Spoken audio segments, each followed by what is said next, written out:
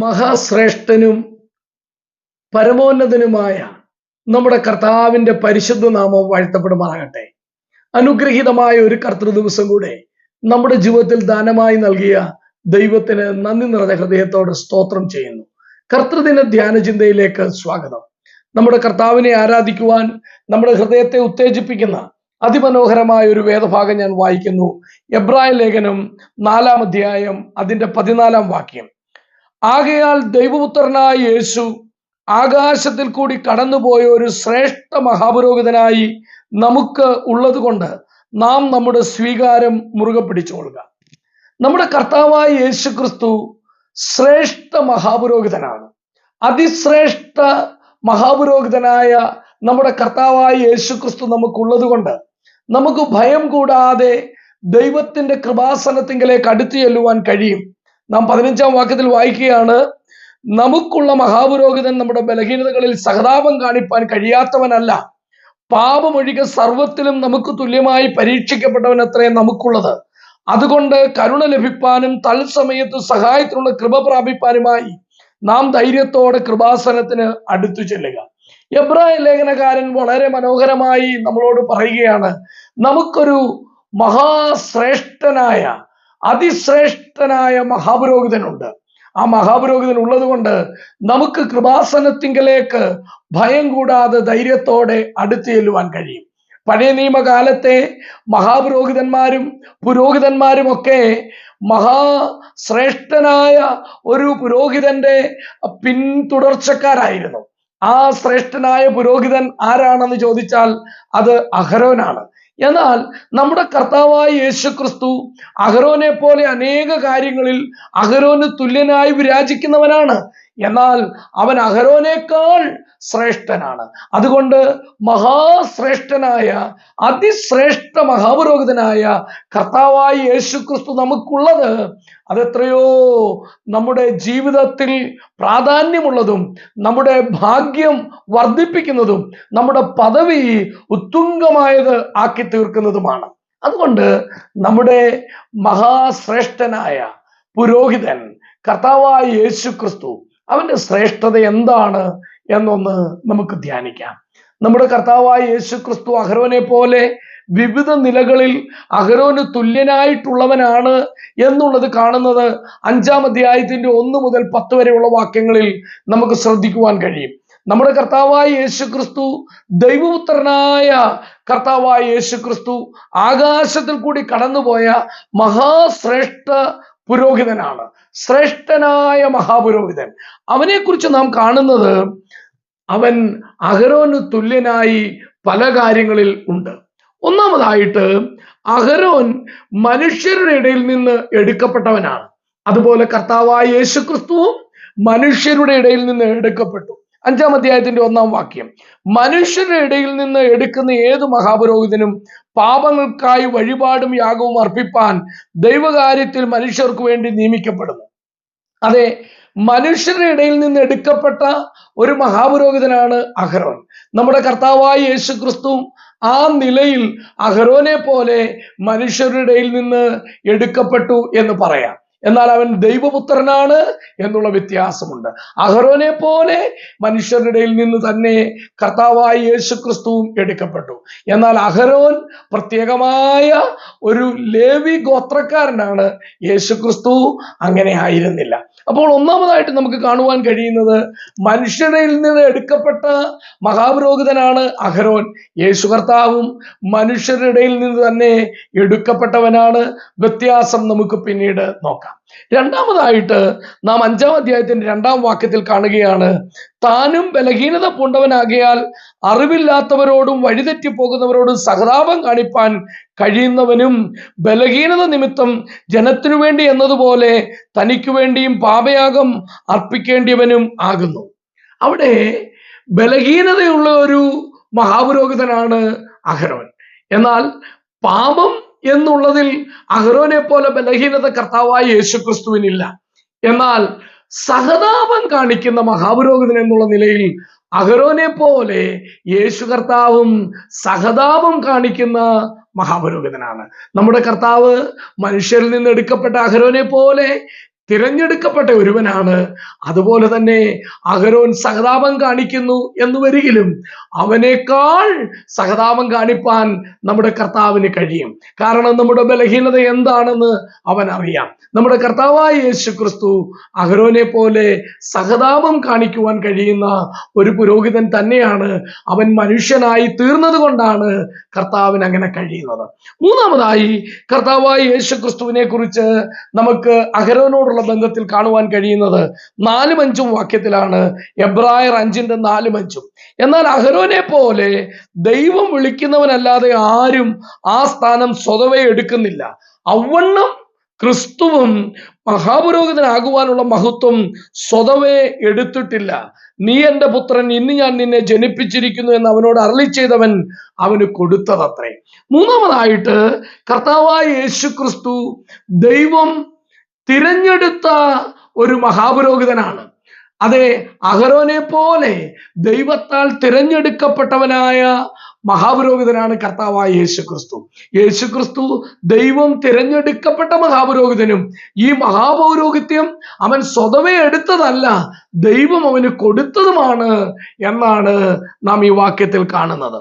നാലാമതായിട്ട് നാം കർത്താവായ യേശു ക്രിസ്തു അഹരോനെ പോലെ ആയിരിക്കുന്ന മറ്റൊരു കാര്യം കാണുകയാണ്. അതിൻ്റെ 8-9 വാക്യങ്ങൾ. അവിടെ നാം കാണുകയാണ്, പുത്രനെങ്കിലും താൻ അനുഭവിച്ച കഷ്ടങ്ങളാൽ അനുസരണം പഠിച്ചു തികഞ്ഞവനായി തന്നെ അനുസരിക്കുന്ന ഏവർക്കും നിത്യരക്ഷയുടെ കാരണഭൂതനായി തീർന്നു. അവിടെ നാം കാണുകയാണ്, അവൻ അനുസരണം പഠിച്ചു തികഞ്ഞവനായി. അതെ, അഹരോനെ സംബന്ധിച്ചിടത്തോളം അഹരോനും അനുസരണമുള്ള പുരോഹിതനായിരുന്നു. കർത്താവായ യേശു ക്രിസ്തു അനുസരണം പഠിച്ച് തികഞ്ഞവനായി എന്ന് നാം കാണുന്നു. അതുകൊണ്ട് അഹരോനെ പോലെ ശ്രേഷ്ഠനായിട്ട് തന്നെ കർത്താവായ യേശു ക്രിസ്തു തന്റെ പൗരോഹിത്യത്തിൽ നിൽക്കുന്നു എന്ന് നമുക്ക് കാണുവാൻ കഴിയും. അവൻ അനുസരണം പഠിച്ചു തികഞ്ഞവനായി. ഇനിയും അഞ്ചാമതായിട്ട് നമുക്ക് കാണുവാൻ കഴിയുന്നത് 7-ാം വാക്യത്തിലാണ്. അവിടെ നാം കാണുകയാണ്, ഒരു പുരോഹിതൻ എന്ന് പറയുന്നു ക്രിസ്തു തൻ്റെ ഐഹിക ജീവിതകാലത്ത് തന്നെ മരണത്തിൽ നിന്ന് രക്ഷിപ്പാൻ കഴിയുന്നവനോട് ഉറച്ച നിലവിളിയോടും കണ്ണുനീരോടും കൂടെ അപേക്ഷയും അഭയാചനയും കഴിക്കുകയും ഭയഭക്തി നിമിത്തം ഉത്തരം ലഭിക്കുകയും ചെയ്തു.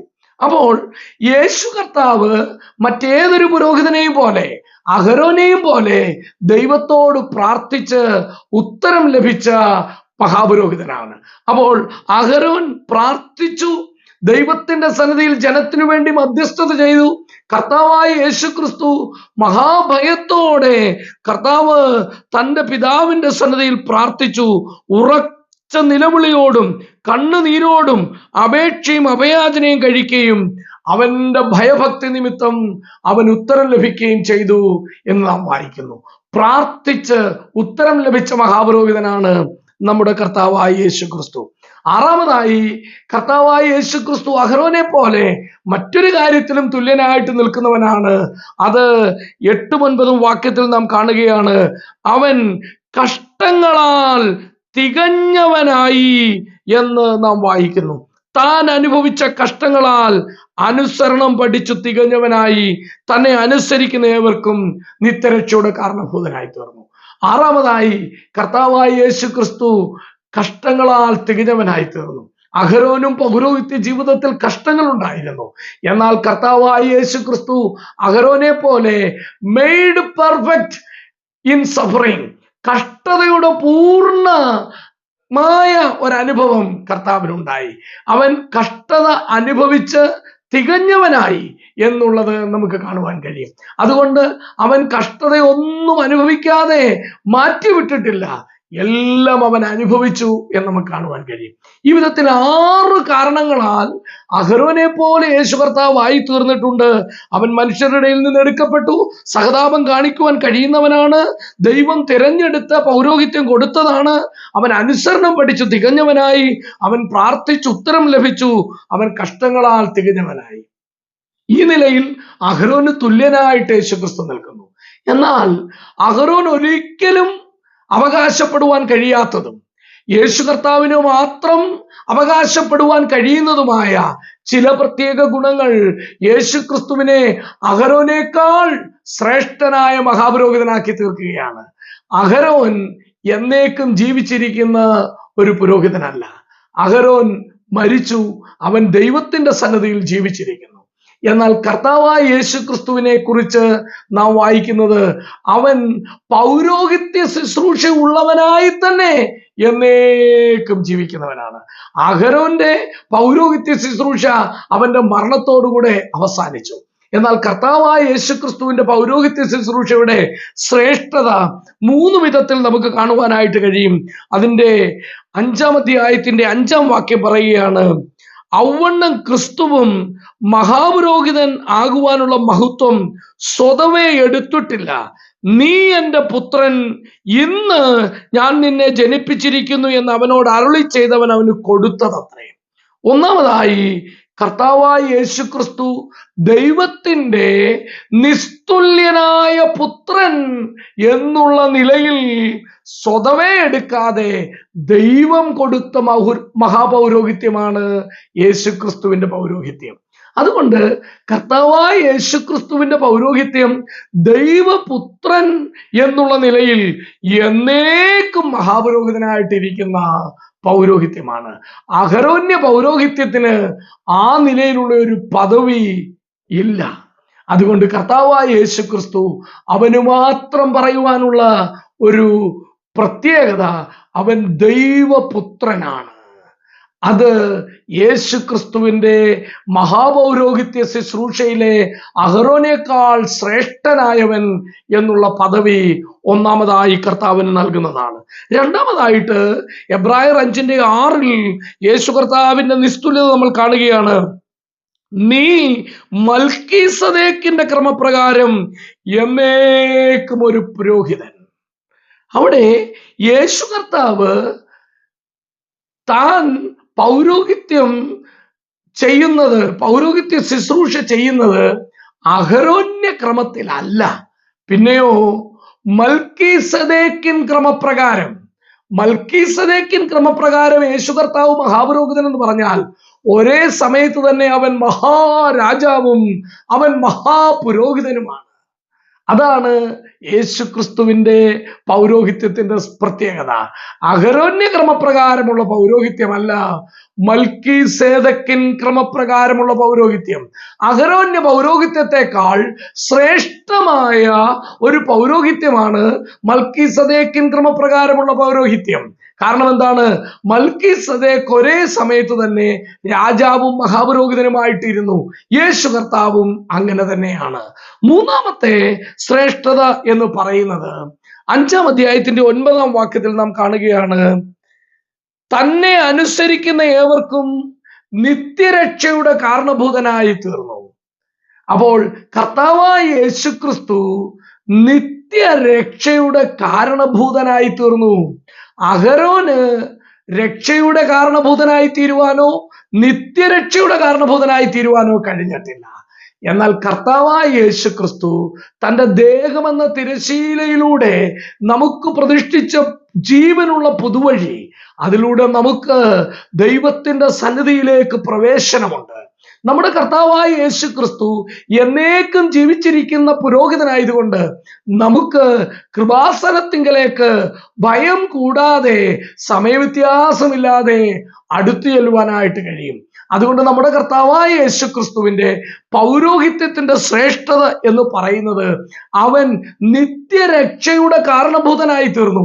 അവന്റെ അടുക്കലേക്ക് ചെല്ലുന്ന ഏവർക്കും, തന്നെ അനുസരിക്കുന്ന ഏവർക്കും അവൻ നൽകുന്നത് നിത്യരക്ഷയാണ്.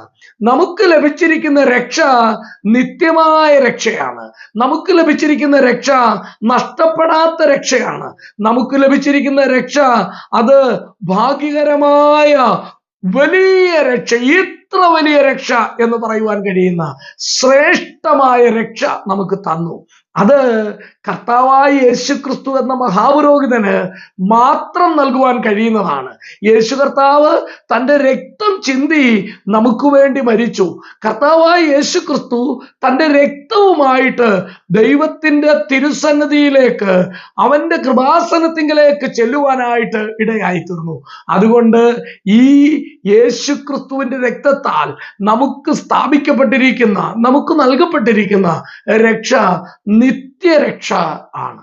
അതുകൊണ്ട് യേശു കർത്താവ് മാത്രമാണ് നിത്യരക്ഷയുടെ കാരണഭൂതനായ മഹാപുരോഹിതൻ. യേശു ക്രിസ്തു അഹരോനേക്കാൾ ശ്രേഷ്ഠനാണ്, കാരണം അവൻ ദൈവപുത്രനാണ്. യേശു ക്രിസ്തു അഹരോനേക്കാൾ ശ്രേഷ്ഠനാണ്, കാരണം അവൻ മൽക്കീസദേക്കിന്റെ ക്രമപ്രകാരം മഹാപുരോഹിതനാണ്. യേശു കർത്താവ് അഹരോനേക്കാൾ ശ്രേഷ്ഠനാണ്, കാരണം യേശു കർത്താവ് മാത്രമാണ് നിത്യരക്ഷയുടെ കാരണഭൂതനായി തീർന്ന മഹാപുരോഹിതൻ. ഇങ്ങനെ ഒരു മഹാപുരോഹിതൻ നമുക്കുള്ളത് കൊണ്ട് നാം എബ്രായർ ലേഖനം 4:16 കാണുന്നത് പോലെ സമയവ്യത്യാസം കൂടാതെ, ഭയം കൂടാതെ, ധൈര്യത്തോടെ കൃപാസനത്തിങ്കിലേക്ക് അടുത്തു എന്ന് തക്ക സമയത്ത് കരുണ ലഭിപ്പാൻ, സഹായത്തിനുള്ള കൃപ ലഭിപ്പാൻ നമുക്കിടയായി തീരും. പ്രിയപ്പെട്ടവരെ, ഈ തേജോമയനായ ദൈവം നമുക്ക് ദാനമായി തന്ന രക്ഷ എത്ര ശ്രേഷ്ഠമാണ്.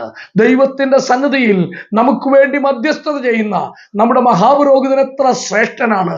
അവൻ നമ്മളെ തനിക്ക് രാജാക്കന്മാരും പുരോഹിതന്മാരുമായി തിരഞ്ഞെടുത്തു, രാജകീയ പുരോഹിത വർഗമാക്കി തീർത്തു എന്നുള്ള അനുഗ്രഹീതമായ സത്യം ഇന്ന് രാവിലെയും ഓർത്ത് നമുക്ക് പരിശുദ്ധ ദൈവത്തിന്റെ സന്നിധിയിൽ നെടുമ്പാട് വീണ് സകല സ്തുതിയും സ്തോത്രവും ആരാധനയും പുകഴ്ചയും സർവശക്തനായ നമ്മുടെ ദൈവത്തിന് അർപ്പിക്കാം. നമ്മുടെ കർത്താവിന്റെ പരിശുദ്ധ നാമം വാഴ്ത്തപ്പെടുമാറാകട്ടെ. ഒരു വാക്ക് സ്തോത്രം ചെയ്യാം. പരിശുദ്ധനും തേജോമയനുമായ ദൈവമേ, സർവശക്തനായ ഞങ്ങളുടെ സ്വർഗസ്ഥ പിതാവേ, ഞങ്ങളുടെ കർത്താവും രക്ഷിതാവും ഞങ്ങളുടെ മധ്യസ്ഥനും മഹാപുരോഹിതനുമായ കർത്താവായ യേശു ക്രിസ്തു മുഖാന്തരം ഞങ്ങൾ അങ്ങയുടെ നാമത്തെ മഹത്വപ്പെടുത്തുന്നു. അങ്ങയുടെ പുത്രനെ ക്രൂശിൽ തകർത്ത് ഞങ്ങൾക്ക് ഒരുക്കിയ രക്ഷയ്ക്കായിട്ട് സ്തോത്രം. യേശു ക്രിസ്തു മുഖാന്തരം ഞങ്ങൾക്ക് നൽകുന്ന ജയത്തിനായിട്ട് നന്ദി പറയുന്നു. യേശു ക്രിസ്തുവിലൂടെ ഞങ്ങൾക്ക് ലഭിച്ച ഭാഗ്യകരമായ പ്രത്യാശയ്ക്കായിട്ട് സ്തോത്രം. നിത്യരക്ഷയുടെ കാരണഭൂതനായി ക്രിസ്തു യേശു തീർന്നത് കൊണ്ട് ഭയം കൂടാതെ തിരുസന്നിധിയിലേക്ക് അടുത്തു വരുവാൻ ഞങ്ങളെ പ്രാപ്തരാക്കിയതിനായിട്ട് സ്തോത്രം ചെയ്യുന്നു. ഈ അനുഗ്രഹിക്കപ്പെട്ട ദിവസത്തിൽ എളിയവരാകുന്ന ഞങ്ങൾ ഒരുക്കിക്കൊണ്ടുവന്നിരിക്കുന്ന സകല സ്തുതിയും സ്തോത്രവും ആരാധനയും പുകഴ്ചയും സർവവല്ലഭനായ പ്രിയ പിതാവേ അങ്ങയുടെ പാദപീഠത്തിൽ അർപ്പിക്കുന്നു. ഞങ്ങളുടെ കർത്താവും രക്ഷിതാവുമായ യേശു ക്രിസ്തുവിന്റെ വിലയേറിയ നാമത്തിൽ തന്നെ ആമേൻ.